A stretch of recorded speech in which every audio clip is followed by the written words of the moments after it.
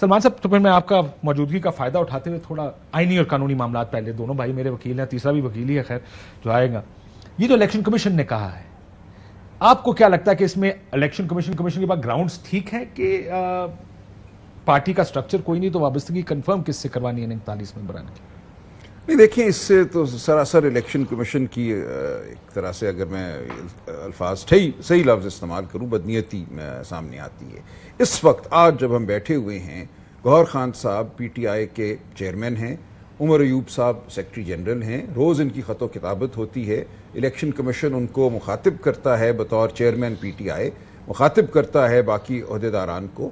اگر ان کی نیت یہ ہے کہ انہوں نے کل کو جو آخری انٹرا پارٹی الیکشن ہے اس کو بھی سیٹیسائیڈ کرنا ہے، کل عدم قرار دینا ہے، تو ان کو تھوڑا سا پردہ رکھنا چاہیے تھا. آج ہی اپنی نیت کا اظہار نہ کر دیتے.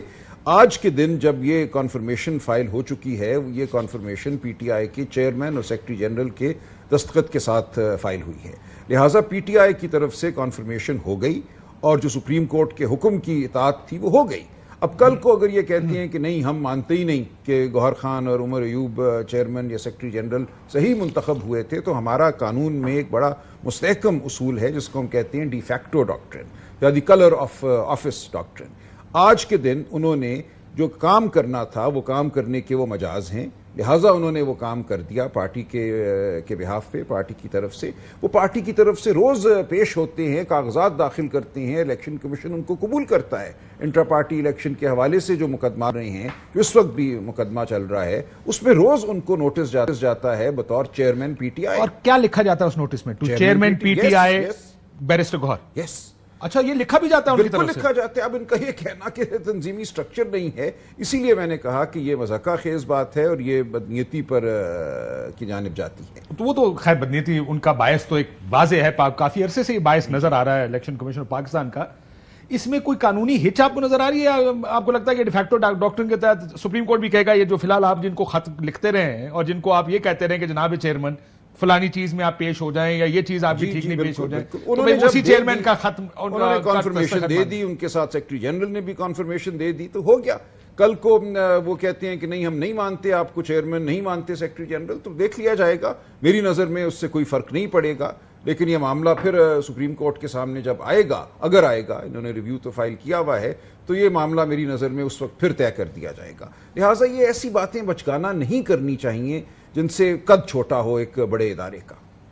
مزید چھوٹا ہو آپ کہہ رہے ہیں؟ مزید چھوٹا آپ نے تصحیح کر دی، میں شکر گزار.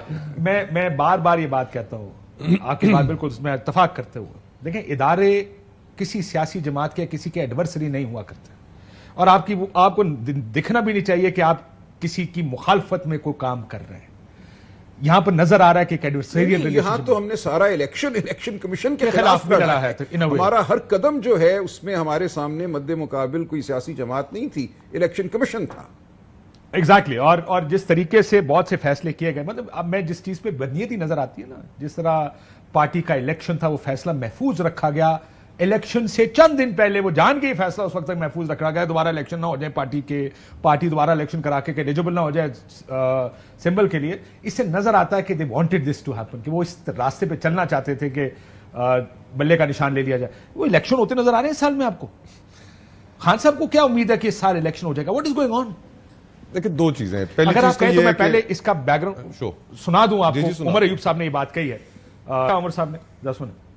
قوم کو ہم لوگ وزیر اعظم عمران خان صاحب کی طرف سے یہ بھی پیغام دینا چاہتے ہیں کہ تیاری کریں نئے جنرل الیکشن کی. نئے جنرل الیکشن ہوں گے تو ملک ترقی کرے گا. یہ پی ڈی ایم حکومت، شہباز شریف حکومت، مریم نواز حکومت، ان کے تو چھکے چھوٹ گئے ہیں، یہ ڈوب گئی ہے. کچھ نظر آ رہا ہے آپ کو الیکشن کا ماحول؟ لیکن دو چیزیں، پہلی تو یہ کہ جب بھی کوئی جماعت اپوزیشن میں ہوتی ہے تو وہ اپنے کارکنوں کو ایک اچھے اسپرٹ میں رکھنے کے لیے، امید دلانے کے لیے ہمیشہ یہی سوچتی ہے کہ بہت، اور کہتی ہے کہ بڑی جلدی الیکشنز ہو جائیں گے تاکہ کارکن جو ہیں وہ چارج رہیں، ہوپ لوز نہ کریں.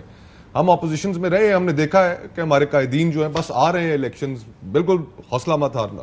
ویسے میں ایک اور چیز بتاؤں جو اس دفعہ ڈیفرنٹ ہو رہی ہے کہ 4-6 مہینے کی حکومت کے ہر وزیر ہر پریس کانفرنس میں کہتا ہے حکومت 5 سال پورے کرے گی.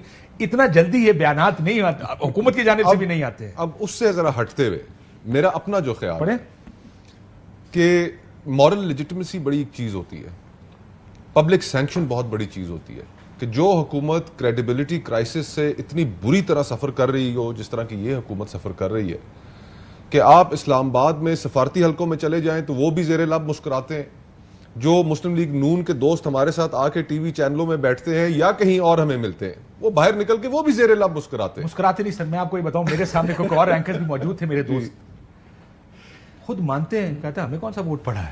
تو اب لوگوں نے مانا, میں ایک کی بات نہیں, میں ملٹیپل لوگوں کی بات کر رہا ہوں جو میرے سامنے کہہ چکے ہیں. جہاں پر یہ حالت ہو اور ملک کا بچہ بچہ جانتا ہو کہ جن کو حکومت سونپی گئی ہے یا جن کو تھوپا گیا ہے ملک کے اوپر, ان کے پاس وہاں پر اس کرسی پہ بیٹھنے کا کوئی اخلاقی جواز نہیں ہے, وہ الیکشنز نہیں جیتے, تو پھر وہ حکومت زیادہ عرصہ چل نہیں سکتی. اور جس کرائسس میں ہم چلے گئے, ایک طرف سیکیورٹی کرائسس ہے, ایک طرف اکانومی کا کرائسس ہے, اور تمام معاملات پولیٹیکل کرائسس بہت بڑا ڈیڈ اینڈ میں جو چلے گئے. کچھ لوگوں کا تو یہ خیال ہے کہ فائنل راؤنڈ شروع ہو گیا ہے اور فائنل راؤنڈ میں ہم چلے گئے ہیں اور some things got to give, معاملات اس طرح مزید چل نہیں پائیں گے. تو اس سے باہر نکلنے کا راستہ پھر کیا ہے؟ ہم آج یہ سارے لوگ تسلیم کرتے ہیں, اخبارات میں اداریے لکھے جاتے ہیں, ٹی وی چینلز پر بات ہوتی ہے, ہر بندہ یہ کہہ رہا ہے کہ یار معاملات بہت گمبھیر ہو گئے, لیکن پھر آپ کو کہا جائے گا معیشت بہت خراب ہے, تو الیکشن کے پیسے. اب ادھر سے آگے کہاں جانا ہے؟ ادھر سے آگے نکلنے کا, اس ڈیڈ لاک سے نکلنے کا, اس بند گلی سے نکلنے کا کیا راستہ؟ ان کے اوپر پابندی لگائیں, ان پہ آرٹیکل 6 لگائیں, ان کو سیاست سے باہر نکالیں, ان کو جیل کے اندر رکھیں, ان کو جیل والی بات ظاہر ہے, لیکن راستہ تو یہی ہے ان کے پاس. مجھے ایک بات بتائیں, سروائیول کی لڑائی ہے نا, لیکن اس راستے میں بھی پرابلمز ہیں نا. میں یہ سمجھتا ہوں کاشف بھائی کہ سیریز آف فیلیئرز ہو رہے ہیں. 8 تاریخ کو جو کچھ ہوا بالکل ایکسپیکٹڈ نہیں تھا, پھر اس کے بعد جوڈیشری کے اوپر جو کنٹرول تھا وہ بھی ہاتھ سے جاتا رہا, پھر آپریشن کا اعلان کیا, تمام جو جماعتیں تھیں خصوصاً خیبر پختونخوا کی, انہوں نے اپنے تحفظات کا اظہار کر دیا, ریزرو سیٹس والا معاملہ ہاتھ سے نکل گیا. اب یہ جو پابندی والا معاملہ ہے, مختلف جو باقی جو جماعتیں حکومت میں بیٹھی ہیں ان کے اندر سے بھی آوازیں اٹھ رہی ہیں